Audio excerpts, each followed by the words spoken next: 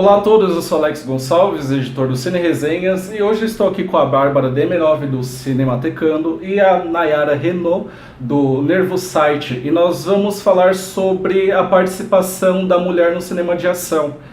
E eu gostaria de iniciar essa conversa perguntando a vocês como vocês analisam, percebem a representação das mulheres no cinema de ação. Ainda mais com o lançamento recente que houve do Mulher Maravilha, né, em que muitas pessoas ficaram entusiasmadas com, enfim, de fato ter uma boa adaptação de HQ, né, com uma mulher à frente.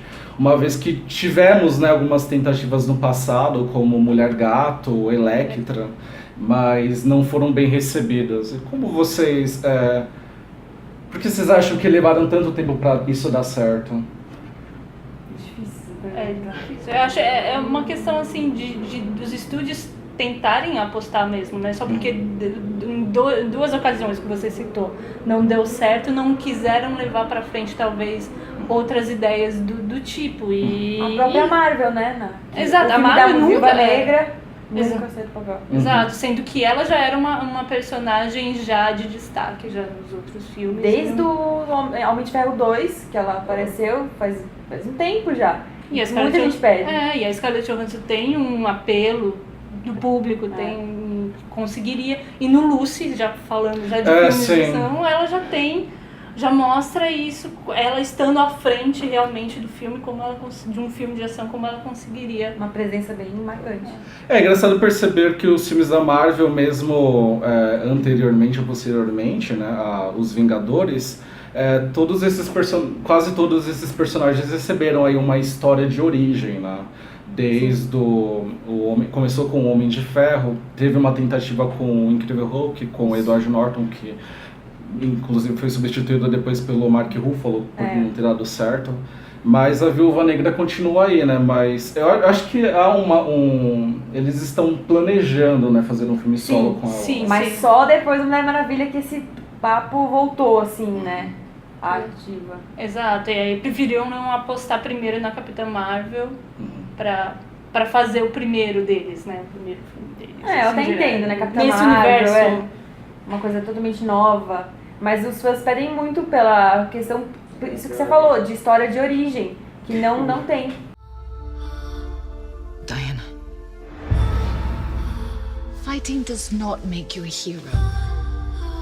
What if I promise to be careful?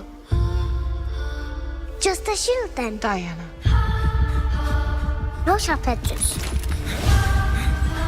Be careful of mankind, Diana. Assistimos, né, a sessão de imprensa de Tomb Raider e também tem essa questão das mulheres à frente de adaptações de games, né? E eu até menciono isso porque teve a Angelina Jolie, que fez a primeira encarnação da Lara Croft nos cinemas, e o primeiro filme deu muito certo, foi um sucesso comercial, embora não de crítica, mas rendeu ao menos uma sequência, né, mas que encerrou ali essa franquia que estava se desenhando por já não ter obtido, né, um sucesso comercial esperado, mas também nesse período teve a Mila Jovovich, que eu acho que talvez seja a primeira atriz que tenha conseguido segurar uma franquia tão duradoura como o Resident Evil. Com certeza. Sim. Mas agora a Lara Croft totalmente outra roupagem, totalmente pra essa geração, assim. E é legal dizer, assim, que a personalidade da Lara tá super bem marcada nesse filme também, assim como a Angelina Jolie. Só que tá bem diferente, mas de uma maneira muito positiva, eu achei. Sim. Bárbara pode falar mais, porque ela é fã e tal, eu não tenho background do videogame e tudo mais. Não, eu gosto da apresentação dela. Exatamente. Do primeiro ato dela eu acho bem interessante fazerem uma construção ali e tal. Muito incrível, né? Bem realista, pé no chão, tal, não sei se nos outros ela tem essa história de tentar se afastar da fortuna do pai. Não, ela tá sempre na mansão, ela tá... Isso nos games, e tipo, toda a história dela é nisso, assim, ela não tem o pai, não tem a mãe, ela tá sempre, ela usa a herança, o conhecimento e o legado da família dela pra literalmente pesquisar e salvar o mundo, assim, né? Mas ela usa o dinheiro não da maneira materialista, ela usa o Sim, dinheiro de uma sim. maneira bem intelectual, eu acho isso incrível.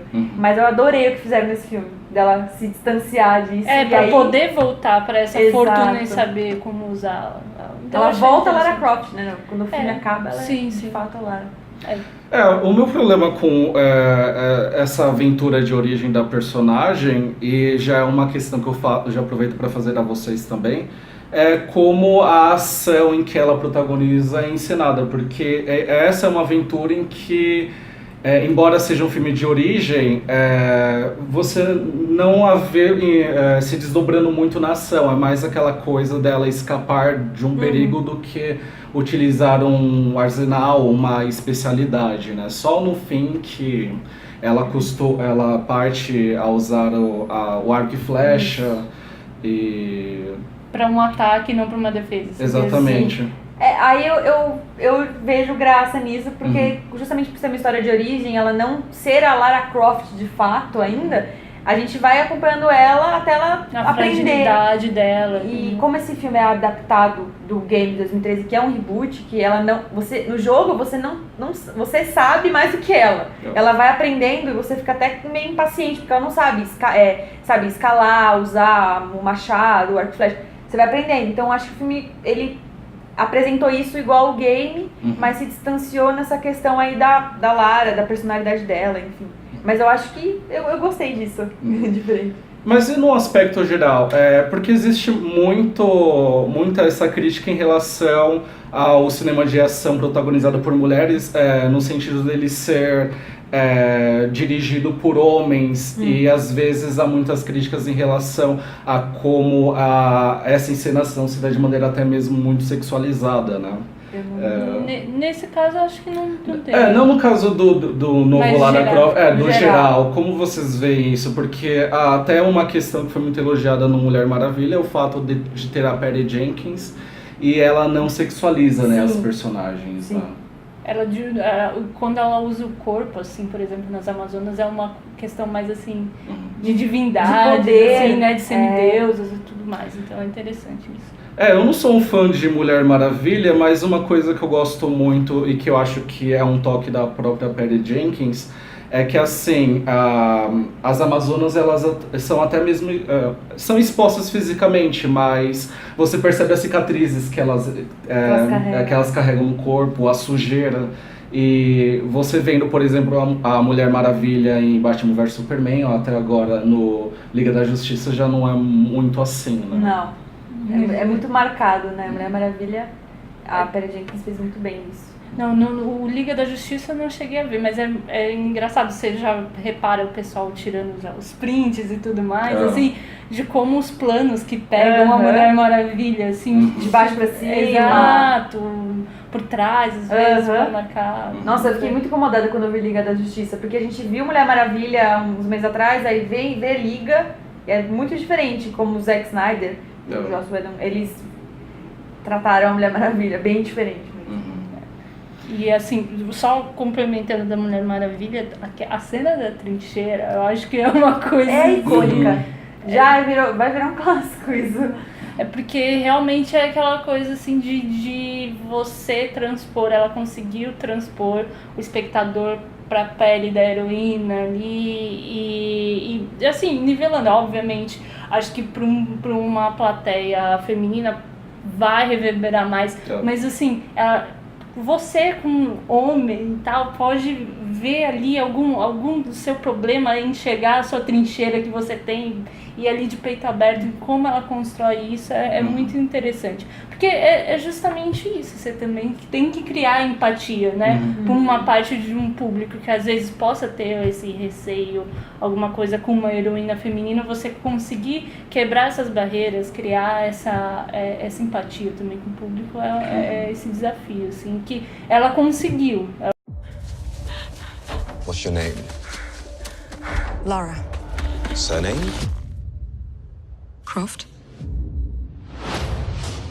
Vocês conseguem lembrar, assim, de uma personagem no cinema de ação, ou de aventura, ou de ficção, que toma ali a liderança, né, da coisa e que de certa forma, enfim, inspiraram vocês de alguma maneira, então, porque, e esse é um relato muito pessoal, eu sempre gostei muito mais do cinema de ação protagonizado por mulheres do que por homens, porque eu cresci tendo mais referências femininas do que masculinas na minha vida. No caso, a minha mãe e as minhas irmãs, né, elas sempre foram um exemplo a me espelhar, e conforme eu fui crescendo, aí isso passou também por escritoras, e eu acho que o trabalho, né, de uma atriz acabou me interessando muito mais do que um ator, acho que justamente por causa disso.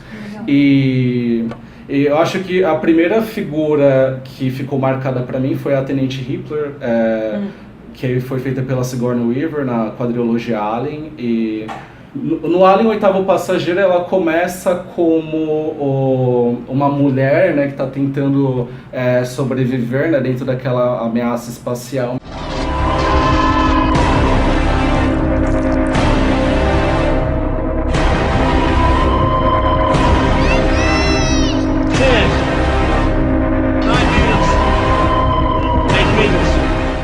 Eu gosto muito mais da personagem no Aliens o Resgate, porque ela desenvolve esse instinto materno quando ela conhece a Newt, né, que é uma espécie de espelho da filha que ela perdeu, né, por ficar tantos anos hibernando, né, no espaço.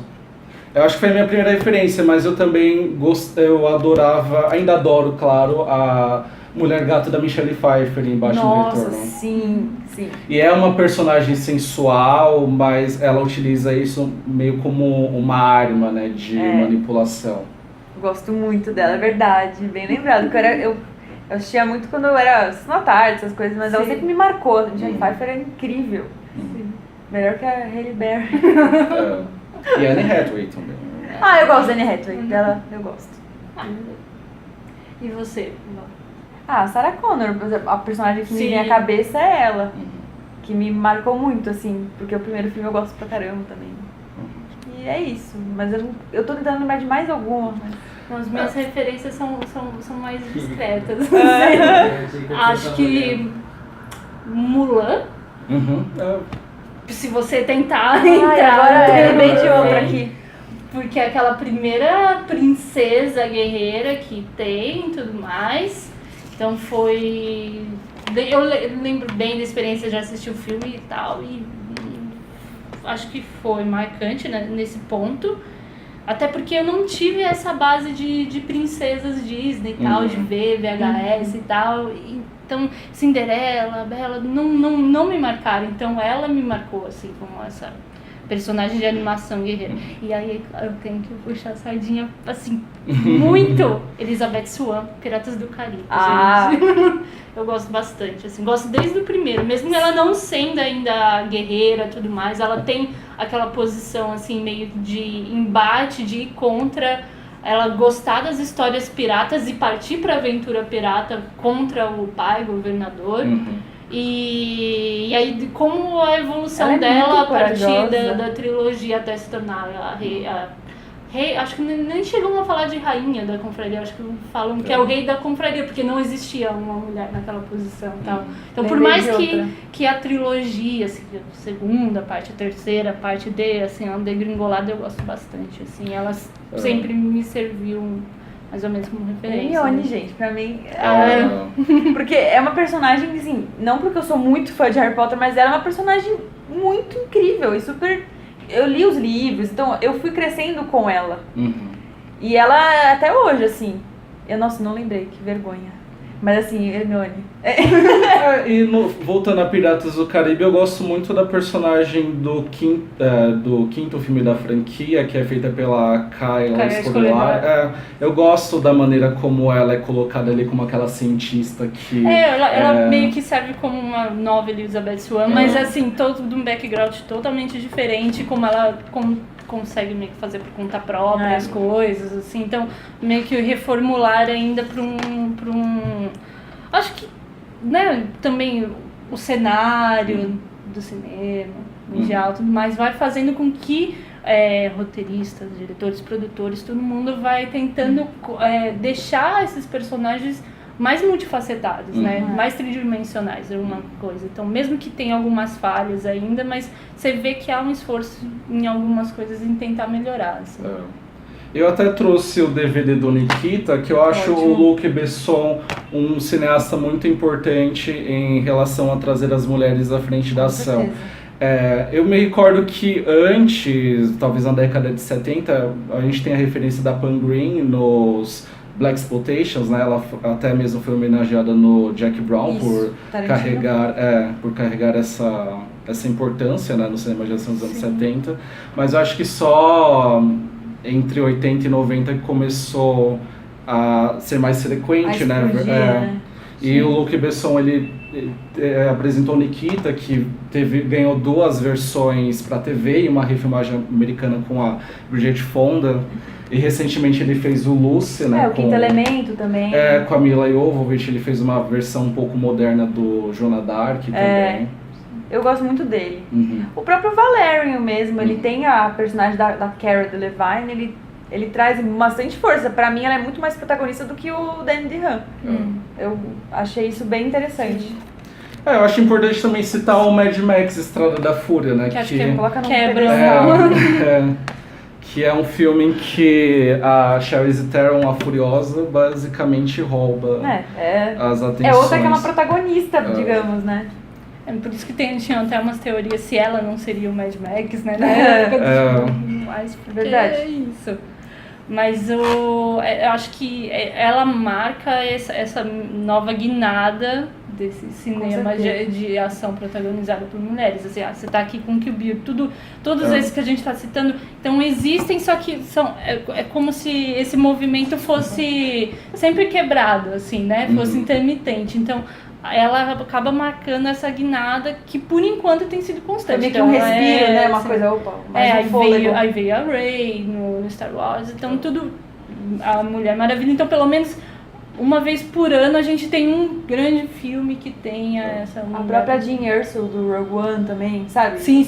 Aliás, eu prefiro mais o Rogue One. Eu gosto também. Eu trouxe também a Espiã que Sabia de Menos, o Spy, que é uma comédia que eu gostaria que também se tornasse uma franquia, porque até agora a gente não tem um equivalente a James Bond no cinema, né? Muito se falou em fazer um James Bond mulher, ou aproveita uma Bond Girl. Eu trouxe o Salt, que eu adoro, que é um filme que eu gostaria que tivesse uma sequência, mas até agora não aconteceu. Eu acho que não tem mais chances, porque já se passou muito tempo. Sim, foi 2010, né? Que lançou, 2009. Vamos ver aqui. Acho que foi 2010. Foi 2010, exatamente. Eu lembro que eu fui no cinema com umas amigas e a gente adorou. Sim. Foi super legal. Então, sobre isso, justamente, acho que até perguntaram, eu vi esses dias pra Charlize Theron falando sobre a questão de ter um James Bond feminino, né? Que toda essa discussão, se vamos para um James Bond negro ou por um James Bond mulher, assim, pra essa figura do 007. E ela falou, não sei, eu acho que eu já tô muito velha. Aí falaram a idade do Daniel Craig, que já tá quase 50. Ela falou, tá bom, então eu posso fazer. O Roger Moore, a última encarnação dele como James Bond, acho que ele tinha ou 57 ou 59 anos. Sim, ele foi o que mais fez filmes de James Bond, me corrija se eu errado. Foi ele. E outro filme que eu acho que é importante falar é o Atômica, de Charlize Theron, que inclusive passa no teste de Bechdel, né, que tem uns filmes que não passam com mulheres protagonistas, e esse eu acho que é um dos meus favoritos dos últimos tempos, assim, de verdade. Lorraine, there's a double agent hunting our operatives in Berlin. Your mission, find out who did this. Remember, trust no one.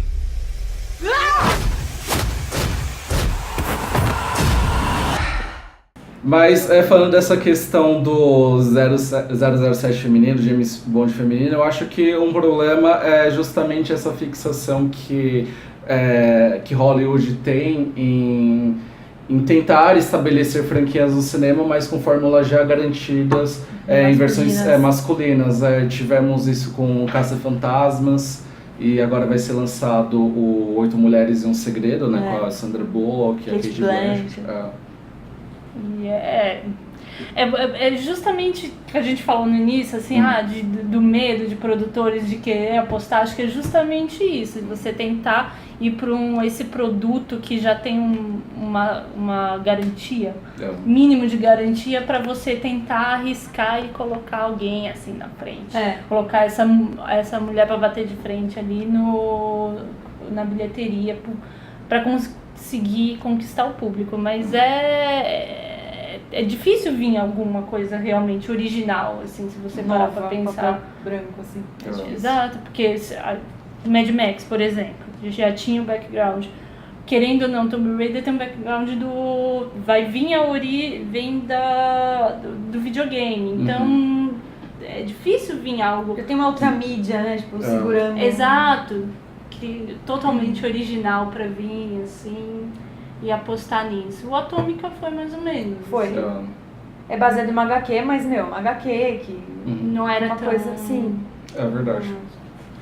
Eu acho que nesse aspecto, quando a coisa não vai muito pra frente, ainda assim eles continuam investindo na marca, né? Como o próprio Tomb Raider, né? Que, embora o segundo filme com a Angelina Jolie não tenha dado certo...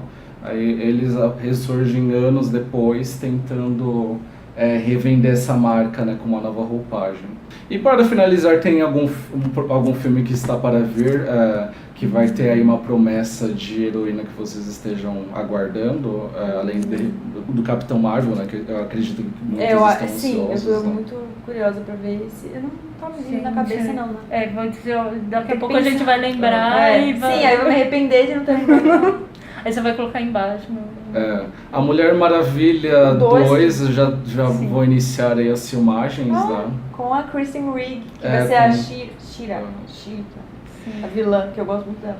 Eu admito que eu sempre fico de olho nos projetos com a Noomi Rapace, que fez a Lisbeth Salander, né, na versão sueca. Exatamente. Inclusive estão fazendo agora a versão americana com a Claire Foy, do The Crown. Sim. Vai ser baseada... baseada... mesmo. Não, vai ser na verdade uma nova história, mas ela vai ser inspirada no quarto livro da franquia, que é a Garota na Teia da Aranha. Eu acho que a série Millennium ela também pode ser um pouco enquadrada, talvez em cinema de ação. Na verdade um suspense investigativo, mas ele também... usa de mecanismos de ação em alguns momentos.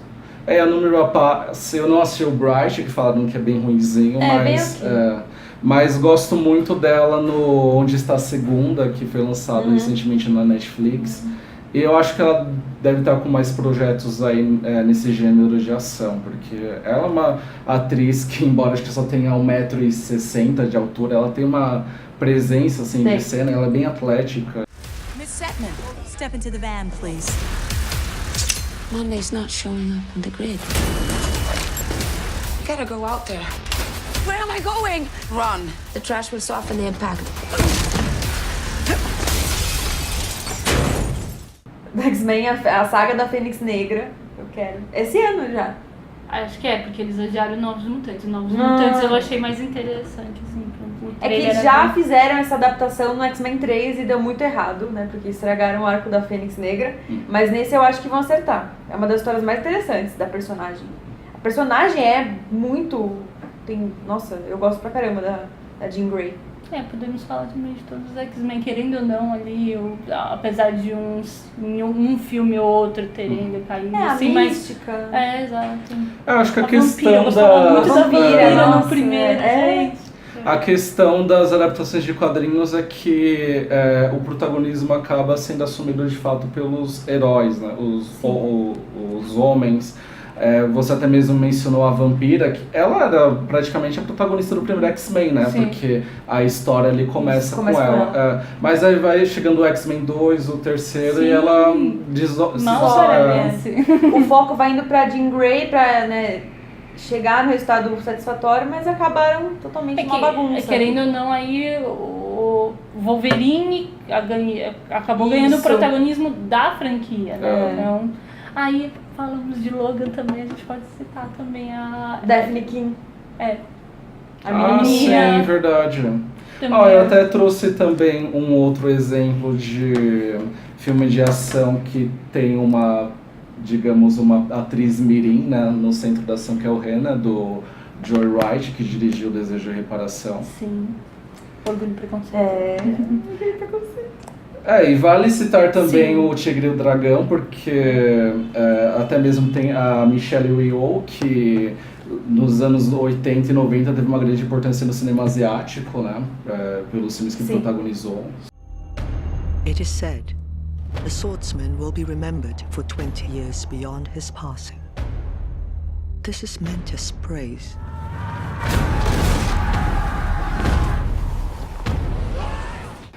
Bom, pessoal, é isso. Eu agradeço demais a participação de vocês nessa conversa e até mais. Tchau. Tchau! Até.